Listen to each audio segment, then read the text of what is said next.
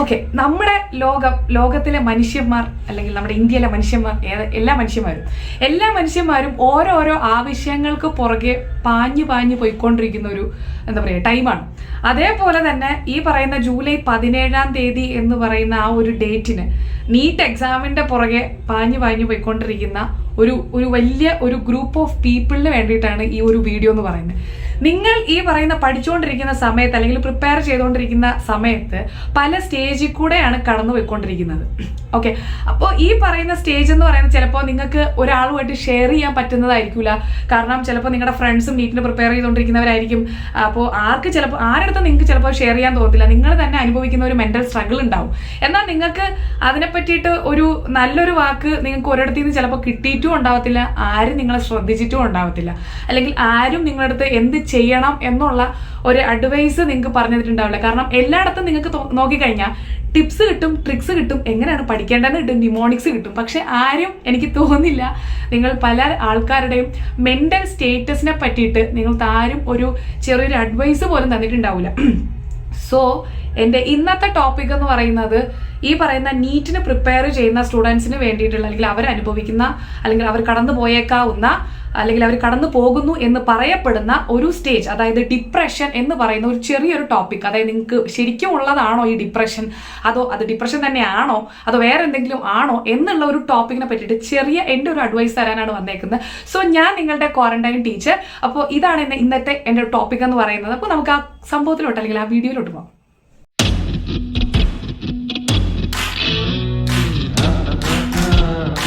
അപ്പോൾ എനിക്ക് ഈ വരുന്ന മെസ്സേജസിൽ ഏറ്റവും കൂടുതൽ വന്നിട്ടുള്ള കുറേ മെസ്സേജുകളിൽ ഒരു ഗ്രൂപ്പ് ഓഫ് മെസ്സേജസ് ആണ്. മിസ്സേ, എനിക്കിപ്പോൾ ഭയങ്കര ഡിപ്രഷനാണ്, ഒന്നും പഴയ പോലെ പഠിക്കാൻ പറ്റുന്നില്ല. എനിക്ക് തോന്നുന്നു ഈ കേട്ടതിൽ കുറേ ആൾക്കാർ എൻ്റെ അടുത്ത് ഓൾറെഡി ചോദിച്ചിട്ടുണ്ട് അല്ലേ. അപ്പോൾ എന്താണ് depression? What is depression? Depression എന്ന് പറയുന്ന ശരിക്കും ഒരു കണ്ടിന്യൂസ് ആയിട്ടുള്ള ഒരു ഫീലിംഗ് ആണ്. അതായത് നിങ്ങൾക്ക് തോന്നും എനിക്ക് പഠിക്കാൻ പറ്റുന്നില്ല, അല്ലെങ്കിൽ ഓർമ്മയിരിക്കുന്നില്ല, അല്ലെങ്കിൽ ഈ പറയുന്ന ഇൻട്രസ്റ്റ് ഇല്ല, അല്ലെങ്കിൽ ഭയങ്കര വിഷമമാണ്, ഉറങ്ങാൻ പറ്റുന്നില്ല. അങ്ങനെ പല ഡിപ്രഷൻ എന്ന് പറഞ്ഞാൽ പല സിംറ്റംസ് ഉണ്ട്. ഈ പറയുന്ന സിംറ്റംസ് എല്ലാം നിങ്ങൾ ഏത് സ്റ്റേറ്റിൽ പോയാലും ഒരേപോലെ ഇരിക്കുള്ളൂ. നിങ്ങൾ ഏത് സിറ്റുവേഷനിൽ കൂടെ പോയാലും നിങ്ങൾക്ക് ഈ ഫീലിങ്സ് തന്നെ കണ്ടിന്യൂസ് ത്രൂ ഔട്ട് നിൽക്കും. സോ അതാണ് ഡിപ്രഷൻ എന്ന് പറയുന്നത്. സോ നിങ്ങൾക്കുള്ളത് ഡിപ്രഷൻ തന്നെയാണോ? അതാണ് നിങ്ങൾ ആദ്യം കണ്ടുപിടിക്കേണ്ടത്. കാരണം ഞാൻ നിങ്ങൾക്കൊരു ചെറിയ എക്സാമ്പിൾ നിങ്ങൾക്ക് വിവരിച്ചു തരാം. അതിന് നിങ്ങൾക്ക് മനസ്സിലാക്കാൻ പറ്റും. സോ അതിന് മനസ്സിലാക്കിയിട്ട് എൻ്റെ അടുത്ത് പറയണം, ശരിക്കും ആത്മാർത്ഥമായിട്ട് പറയണം നിങ്ങൾക്ക് ഡിപ്രഷൻ ആണോ എന്നുള്ളത്. ഓക്കെ, ശരി.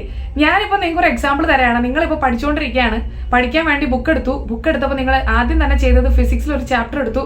ഫോർ എക്സാമ്പിൾ, നിങ്ങൾ കറണ്ട് ഇലക്ട്രിസിറ്റി എടുത്തിട്ട് ചെയ്യാൻ തുടങ്ങിയപ്പോഴത്തേന് ആദ്യത്തെ ക്വസ്റ്റ്യൻ ചെയ്തു, നിങ്ങൾക്ക് എന്താണെന്ന് ആൻസർ കിട്ടിയിട്ടില്ല. രണ്ടാമത്തെ ക്വസ്റ്റ്യൻ ചെയ്തു, ആൻസർ കിട്ടിയില്ല. മൂന്നാമത്തെ ക്വസ്റ്റ്യൻ ചെയ്തു, ആൻസർ കിട്ടില്ല. ആ ചാപ്റ്റർ എന്താണെന്ന് തന്നെ നിങ്ങൾക്ക് അറിയത്തില്ല.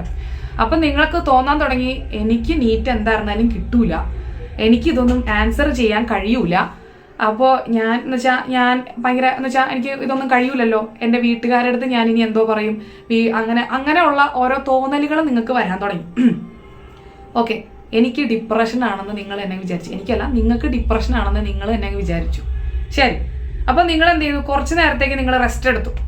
ഈ പറയുന്ന റെസ്റ്റ് എടുക്കുക എന്ന് പറയുന്നത് സ്വാഭാവികമായിട്ട് നിങ്ങൾ റെസ്റ്റ് എടുക്കുന്നത് ഫോണിൽ, മൊബൈലിൽ വീഡിയോ എന്തെങ്കിലും കാണുകയോ, അങ്ങനെ എന്തെങ്കിലും വേറെ എന്തെങ്കിലും എക്സ്ട്രാ കരിക്കുലർ ആക്ടിവിറ്റീസിലോട്ട് ഏർപ്പെടുകയോ അങ്ങനെ എന്തെങ്കിലുമൊക്കെ ആയിരിക്കും. അപ്പോൾ നിങ്ങൾ ഈ പറയുന്ന പഠനത്തിന്റെ ആ ഒരു ലൂപ്പിൽ നിന്ന് നിങ്ങൾ പുറത്തോട്ട് വന്നപ്പോഴത്തേനും നിങ്ങളുടെ മൂഡൊക്കെ നോർമലായി.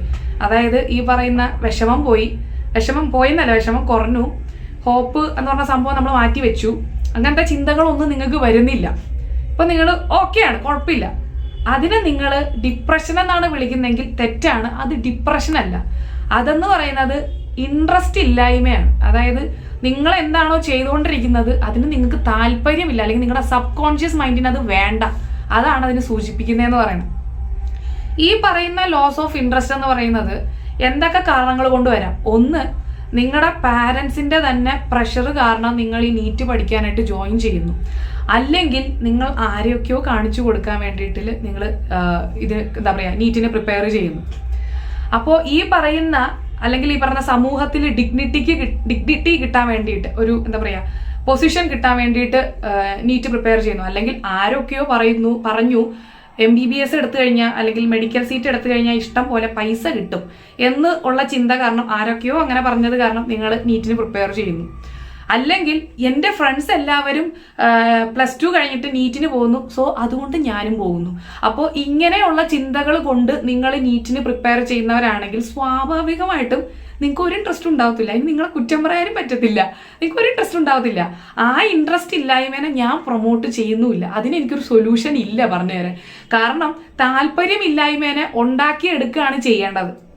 താല്പര്യമില്ലാതെ ഇപ്പം എനിക്ക് താല്പര്യം ഉണ്ടായിരുന്നിട്ട് എനിക്ക് താല്പര്യം നിങ്ങൾ നീറ്റ് പഠിക്കുന്നതിലുണ്ട്, നിങ്ങൾക്ക് താല്പര്യമില്ലാതെ നിങ്ങൾ പഠിച്ചിട്ട് എന്തെങ്കിലും കാര്യമുണ്ടോ? ഒരു കാര്യമില്ല. ഒരിടത്തും അത് എത്താനും പോകുന്നില്ല. സോ അതാണ് ഒരു ഗ്രൂപ്പ്. നെക്സ്റ്റ് വരുന്ന ഒരു ഗ്രൂപ്പ് എന്ന് പറയുന്നത് ശരിക്കും അവരുടെ താല്പര്യത്തോടു കൂടെ തന്നെ വരുന്നു. ഓക്കെ, താല്പര്യത്തോടു കൂടെ തന്നെ വരുന്നു. അവരുടെ അച്ഛനും അമ്മയും പ്രഷർ കൊടുത്തതായിക്കോട്ടെ, എന്നാലും അവർക്ക് താല്പര്യമുണ്ട് ഉള്ളിൽ നിന്ന്. ആ താല്പര്യത്തോടെ വന്ന് അവർ പഠിക്കാൻ തുടങ്ങിയപ്പോൾ അവർക്ക് കുറെ പ്രശ്നങ്ങൾ ഫേസ് ചെയ്യാൻ തുടങ്ങി. അതായത് അവർക്ക് ഓർമ്മയിരിക്കുന്നില്ല, അതുപോലെ തന്നെ മാർക്ക് കിട്ടുന്നില്ല. എന്നാൽ കൂടത്തെ ഉള്ളവരൊക്കെ മാർക്ക് മേടിക്കുന്നുണ്ട്. അപ്പോൾ നമുക്ക് അങ്ങനെ ഒരു തോന്നലുകളൊക്കെ വരും. അതൊരു മെന്റൽ ഓരോ സിറ്റുവേഷൻസിലോട്ട് നമ്മൾ പോയിക്കൊണ്ടിരിക്കുന്നതാണ്. ആ സിറ്റുവേഷൻസ് പോകെ പോകെ നമുക്ക് എന്താ പറയാ ഒരു പ്രഷറായിട്ട് അനുഭവപ്പെടുന്നത്. ആ പ്രഷർ നിങ്ങളെ കൊണ്ട് ഓരോ കാര്യങ്ങൾ തോന്നിപ്പിക്കുന്നു. അതായത് നിങ്ങൾക്കൊരു ഹോപ്പ് നഷ്ടപ്പെടുന്നു, അല്ലെങ്കിൽ നിങ്ങൾക്ക് പ്രോപ്പറായിട്ട് ഉറങ്ങാൻ സാധിക്കുന്നില്ല, അല്ലെങ്കിൽ ഒരു മനുഷ്യൻ്റെ അടുത്ത് ഒരു സന്തോഷത്തോടെ നിങ്ങൾക്ക് ആരുടെ അടുത്തും ഇടപെടാൻ സാധിക്കുന്നില്ല. അങ്ങനെയുള്ള ഒരു കണ്ടീഷനാണ് ശരിക്കും ഡിപ്രഷൻ എന്ന് പറയുന്നത്. ഓക്കെ, അതിനെ ഞാൻ ഡിപ്രഷൻ എന്നുള്ള പേരിൽ വിളിക്കാം. അപ്പോൾ ഈ പറയുന്ന ഡിപ്രഷനെ ഓവർകം ചെയ്യാനുള്ള കുറച്ച് കാര്യങ്ങൾ ആണ് ഞാൻ പറഞ്ഞു തരാൻ പോകുന്നത്. നിങ്ങൾക്ക് ഫസ്റ്റ് ഒരു കാര്യം നിങ്ങൾ തീരുമാനിക്കുക. നിങ്ങളൊരു ടൈം ടേബിൾ ഉണ്ടാക്കി വെക്കുക. ആ ടൈം ടേബിൾ ഉണ്ടാക്കി വെച്ചിട്ട് ഞാൻ എപ്പോഴും പറയാറുണ്ട്, നിങ്ങൾക്ക് തന്നെ നിങ്ങളുടെ ടൈം ടേബിൾ ഉണ്ടാക്കി വെക്കാം, അല്ലെങ്കിൽ ഞാൻ കൊടുത്ത ടൈം ടേബിൾ തന്നെ നിങ്ങൾക്ക് ഫോളോ ചെയ്യാം. അങ്ങനത്തെ പ്യുവർലി നിങ്ങളുടെ ഇഷ്ടം. അപ്പോൾ നിങ്ങളുടെ ടൈം ടേബിൾ ഉണ്ടാക്കി നിങ്ങൾ ഓറിയന്റഡ് ആയിട്ട് പോവുക. അപ്പോൾ എന്താണെന്ന് വെച്ചാൽ നിങ്ങൾക്ക് വേറെ ഒരു കാര്യത്തിനെ പറ്റി ചിന്തിക്കുക ഒരു ടൈം ഉണ്ടാവത്തില്ല.